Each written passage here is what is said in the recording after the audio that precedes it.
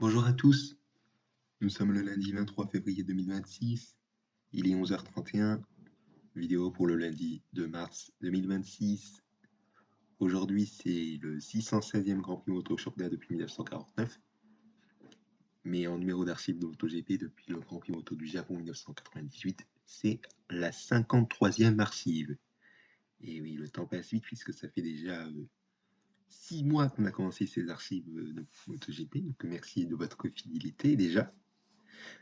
Et donc aujourd'hui, c'est le Grand Prix Moto des Pays-Bas 2001. Il a eu lieu, comme je vous l'ai dit, à plusieurs reprises du jeudi au samedi. Et oui, c'est comme ça, je vous rappelle, jusqu'en 2015, puisqu'à partir de 2016, ça sera du vendredi au dimanche, soit les dates normales. Donc voilà. Alors donc, il a eu lieu du jeudi 28 juin 2001 au samedi 30 juin 2001. Voilà, donc on va passer à la présentation des nouveaux pilotes, comme vous en avez l'habitude depuis 6 mois, avec en 125 comme nouveau pilote un seul, mais je n'ai pas d'information sur lui, il s'agit de Adrie Den Becker. Donc voilà, je n'ai rien oublié normalement. Au niveau des wildcards, nous avons Adrie Den Becker, justement, mais également Wilhelm van Leven, Ronnie Timmer et Patrick Lakerveld. Donc voilà, alors attendez, j'ai un petit truc qui me vient dans mon cahier.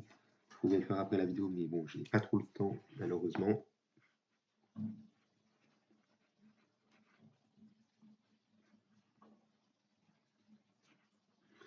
Voilà, excusez-moi. Donc, je vais vous dire les remplaçants. Eh bien, il n'y en a qu'un, c'est Adriana Hugo qui remplace Philippe Hafneger. Donc voilà, on va passer au résultat de la première séance d'essai libre et la position de Dani Pedrosa, où il est sur cette première séance d'essai libre 20e, à 3 secondes 83 millièmes du meilleur temps. Voilà, on va passer à la première séance de qualification libre. Ronnie Timmer n'est pas dans le classement malheureusement pour pas grand chose, tandis que Dani Pedrosa, il est 24e, à 3 secondes 259 millièmes du meilleur temps. On passe maintenant à la deuxième séance d'essai libre, avec Dani Pedrosa 22e, à 2 secondes 539 millièmes du meilleur temps.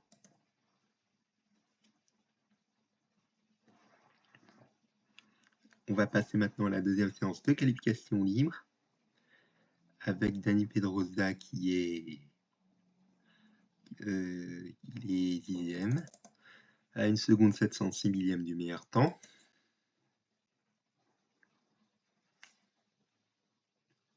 Voilà, on va passer au résultat du warm-up, avec Dani Pedrosa qui est 19e, à 6 secondes 355 millièmes du meilleur temps. Il voit que c'est un warm-up bien perturbé par la pluie, puisqu'on a pas mal de pilotes qui sont là des 15 secondes du meilleur temps, notamment Gaspare Cafiero à 15 secondes 554 millièmes du meilleur temps, Adriana Hugo en 7 secondes 50. Il est à 7 secondes 51 millièmes du meilleur temps, pardon. Eric Bataille à 19 secondes 871 millièmes du meilleur temps. Et le dernier, Max Sabatani, à 23 secondes 245 millièmes du meilleur temps, ce qui est quand même assez énorme. Ce qui fait que son chrono, vous l'avez vu pour le dernier, est 2 minutes 50, 275 millièmes du meilleur temps. Voilà, donc on va passer au résultat de la course. Alors à la course, nous avons 19 pilotes qui ont franchi le drapeau à damier et pas mal d'abandons, il y en a 15, parce que j'ai bien compté hier soir. Et parmi eux, nous avons Dani Pedrosa, malheureusement, dommage, comme vous pouvez le constater à 7 tours de la fin.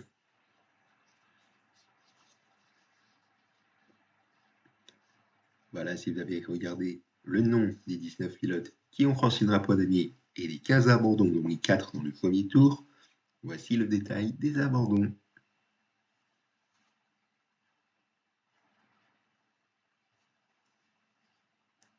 Voilà, et vous l'avez vu que c'est une chute pour Dani Pedrosa. Sa première chute en course et donc premier abandon. Donc c'est dommage. On va passer donc maintenant à la catégorie 250. Un seul nouveau pilote, c'est Jarno Westveld. Et il doit rouler sur ce Grand Prix moto des Pays-Bas 2001, mais également pour l'année 2002, donc une présence assez timide. Et notez qu'il aura fait une présence en plus Super Sport uniquement à sa manche à domicile, qui était également à Assen, sachez-le, en 1998 et en 1999. Donc vous voyez, il n'aura pas fait de présence sur le championnat à part entière, que ça soit en Super Sport, enfin en Super Sport, pardon, mais également en MotoGP. Donc voilà, c'est d'autant plus le seul nouveau pilote normalement. Alors, au niveau des wildcards, nous avons Gerd Piper, Jarno Westveld, Jason Di Salvo qui fait son retour, et Arnold Lidsons. Et au niveau des remplaçants, nous avons qu'un, Will Costa, qui remplace Julien Allemand. Donc voilà, voici les résultats de la première séance. Enfin, les résultats de la première séance d'essai libre et la position de Randy Depugnet, où il est 6e à 1 seconde 546 millième du temps. Et vous voyez que le dernier, c'est un petit point d'interrogation. Lorenzo Lanzi, qui a fait son chrono près de 3 minutes pile, 3 minutes et 16 millièmes, si j'ai envie de dire, un seul unique tour, ce qui est à 54 secondes 384 millièmes du meilleur temps. Voilà, on va passer aux résultats de la première séance de qualification libre. Gerd Piper n'est pas dans le classement pour pas grand-chose, tandis que Randy Depugnet, il est de nouveau 6e, à 1 seconde 118 millièmes du meilleur temps.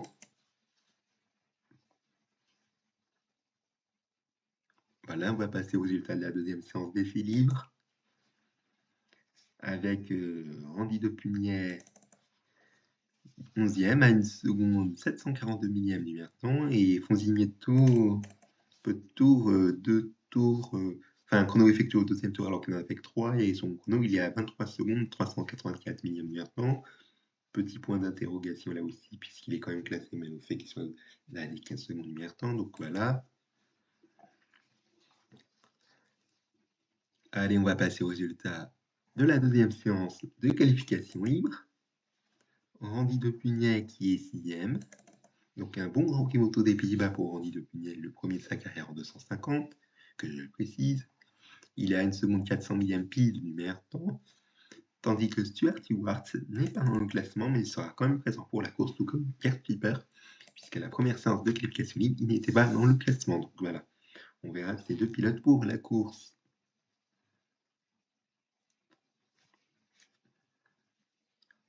Voilà, on va passer au warm-up. Fonzignetto n'a pas fait de chrono, et sachez qu'on ne le verra pas pour la course malheureusement. Tandis que Randy Depugnet, il est 7e à 3 secondes 190 millième d'un temps, et voyez que c'est un nouveau warm-up bien perturbé par la pluie, comme en 125 avec pas mal de pilotes au-delà des 15 secondes du temps, avec César Vacos qui est à 17 secondes 254 millième du temps, Gerd Piper à 17 secondes 897 millième du temps, et Stuart Stewart à 18 secondes 825 millième du temps.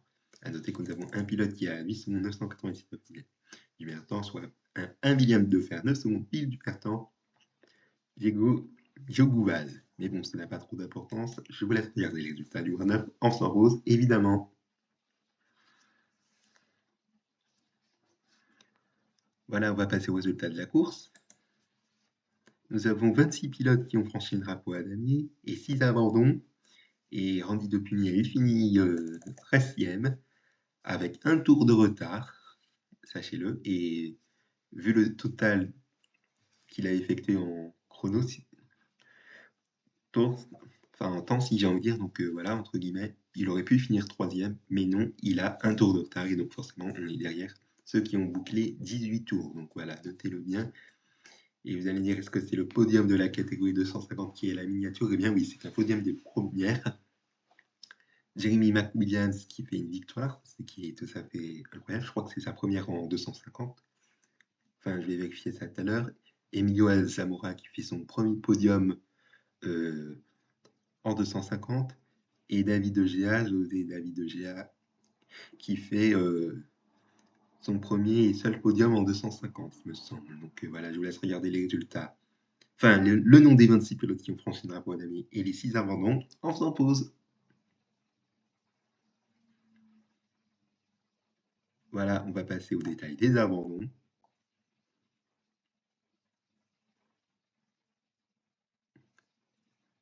Et donc voilà, on va passer à la catégorie 500.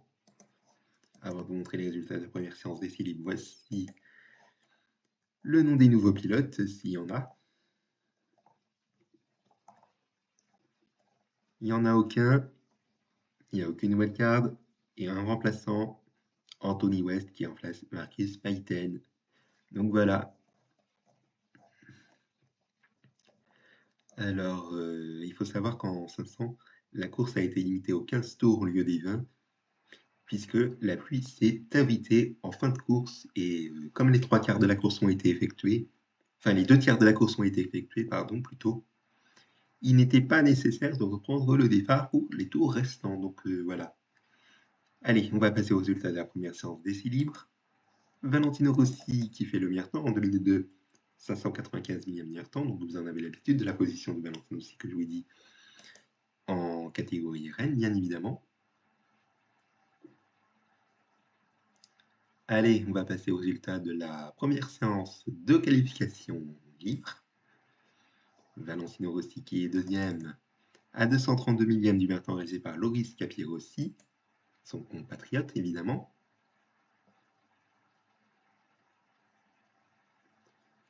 Allez, on va passer à la deuxième séance d'essai libre.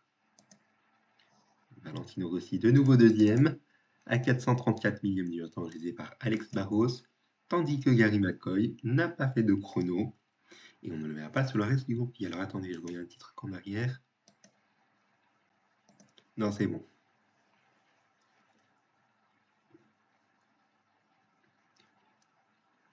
Voilà, j'espère que vous avez fait pause. Si c'est le cas, on va passer aux résultats de la deuxième séance de qualification libre. Voici les résultats. Pas de chrono toujours pour Gary McCoy. Et même chose pour Chris Walker. Et sachez qu'on ne verra pas ces deux pilotes pour la course. Tandis que Mark Willis a fait un chrono assez étonnant pendant le classement. Et vous voyez que c'est assez justifié. 3 tours et chrono effectué à son premier tour. Il y a 50 secondes, 846 millièmes du meilleur temps. Peut-être un problème technique, ça montre tout ça, je ne sais pas. Tandis que Loris Capirossi est troisième à 442 millièmes du meilleur temps.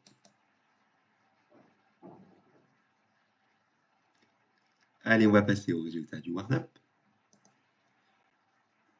Avec Valentino Rossi qui est 8e à 2 secondes, 470 millièmes du temps, régé par le pilote local à domicile, qui est Rurgen Vandenberg. Donc bravo à lui, et d'autant plus que le dernier, c'est Barry Wemmerman, l'autre pilote néerlandais à domicile, qui a fait 2 tours. Et donc c'est quand même peu pour un warm-up, donc dommage. Et j'espère que ça n'aura pas de conséquences pour sa présence sur la course, donc on va voir ça dans un instant. C'est un peu le summum, si j'ai envie de dire, qu'on est les deux Néerlandais qui font premier et dernier. Mais bon, je vous laisse regarder les résultats du warm-up en faisant pause.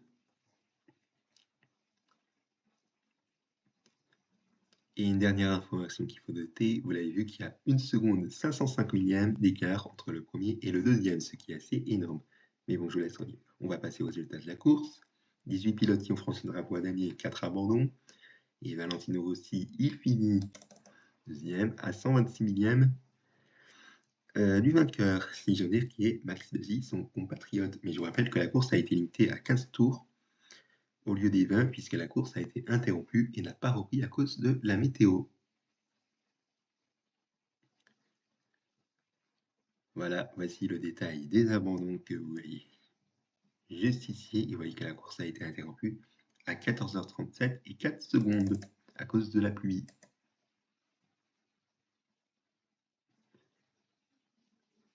Voilà, c'est la fin de cet archive de MotoGP. Si vous avez regardé le détail des abandons, merci à vous de l'avoir suivi. On se donne rendez-vous mercredi pour le Grand Prix Moto de Grande-Bretagne 2001. Merci pour votre attention et excellente journée sur ma chaîne YouTube.